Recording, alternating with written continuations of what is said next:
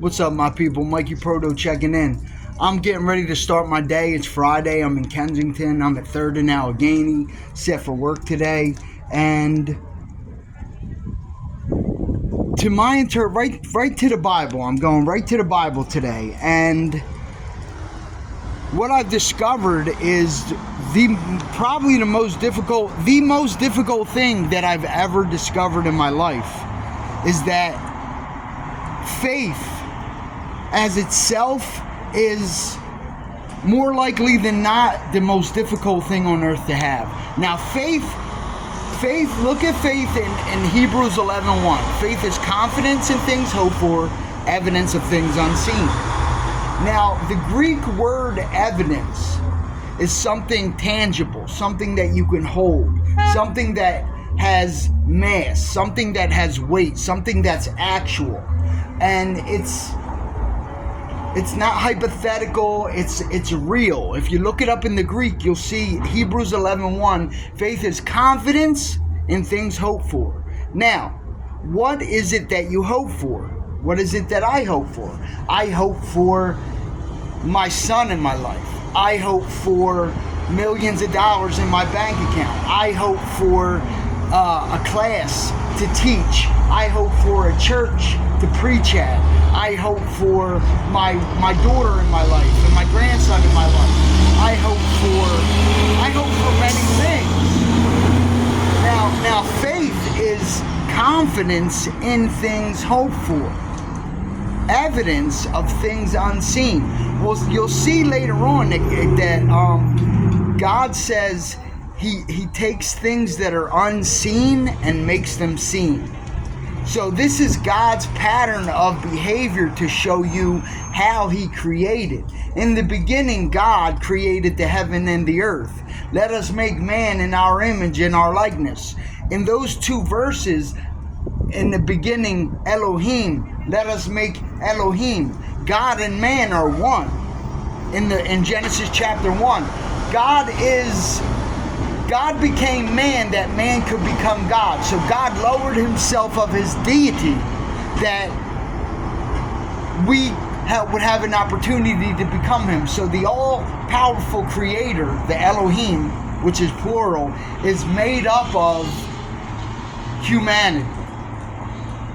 So nothing on earth that has a soul is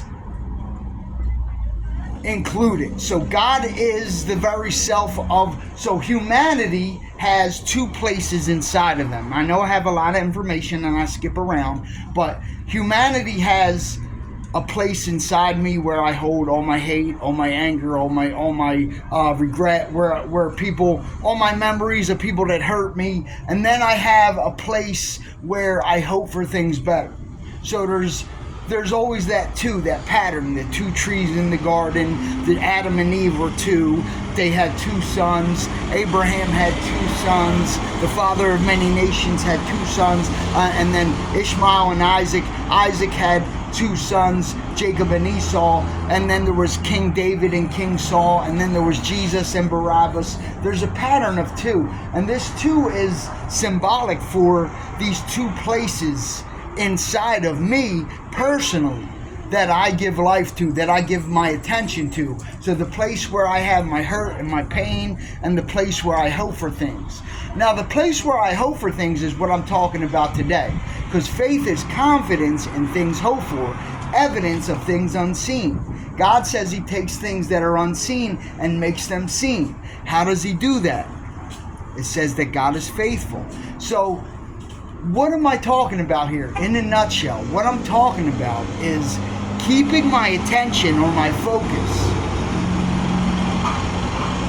on one thing and not another. And the thing that I give my attention to is what I give life to. So in Leviticus chapter 14, when they say the priest took two birds, and he took one of the birds and killed the bird over running water. The running water is the psychological interpretation of the Bible. Now, the first bird is a concept or idea of myself. And the lifeblood of that bird that I extract from that bird is my attention on that bird. So that first bird would be the way I describe myself in the flesh. Right now, I can't see my son. Right now, I don't have millions of dollars in my bank account. Right now, I have a job that I don't like. Right now, I don't make the money I want to make. Right now, I don't have my daughter in my life. Right now, I don't have my grandson in my life. Right now, right now, I don't have an ideal relationship. Right now, I don't have all the things that I hope for. Where are the things that I hope for? They're in my mind. And like the snake raised in the wilderness, I must raise in my mind an image of the man that I would like to become. Now, you have nothing to lose. If you believe Jesus was a man who lived 2,000 years ago and that he's going to come in the future to tell you that you're not responsible for your thoughts and behavior, that's cool. Knock yourself out. However, you have nothing to lose by imagining yourself as a better person. The Bible says, let the weak man say, I am strong. So the Bible is telling the weak man to imagine himself as a strong man. He's imagining the alcoholic to imagine himself sober, the drug addict to imagine himself free of drugs, the gambler to imagine himself free from gambling. So we are to imagine these things, and this is how God created the world, with his Elohim, or his creative power. His creative power is his Elohim, and his Elohim is what he gave us. Let us make Elohim in our image. Now, everyone can look this stuff up and see that I'm telling the truth, but most of you won't, because you're comfortable in your little story that you heard. Once upon a time, in a land far, far away, there was a virgin who never had sex, and she had a baby, and that baby grew up and disobeyed his parents, and then told his mom, what do I have to do with thee? And then got beat up and died, and then he rose from the dead, and he made all these miracles happen, and he was able to walk on water, and he was able to turn water into wine, and all these things happened back then, but they don't happen anymore. But the Bible says Jesus Christ is the same yesterday, today, and forever. And then Paul goes on to say, who has bewitched you? Before whose eyes was Jesus publicly portrayed as crucified?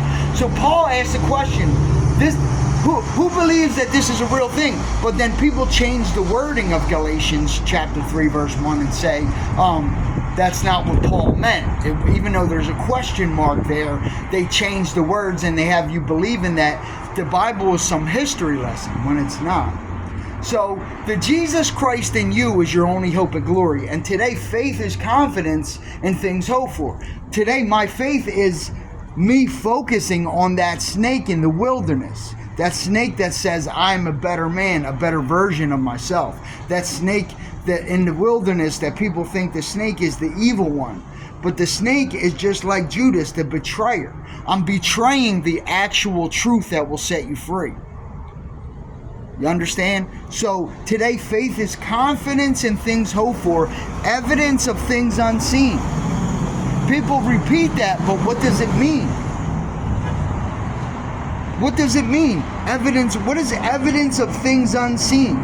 Ask yourself that. Okay, there's things that aren't here. What is evidence of things that aren't here? Imagine that. It's the image in your mind, and when you continue in this image, it'll manifest itself. Brothers and sisters, this is the truth that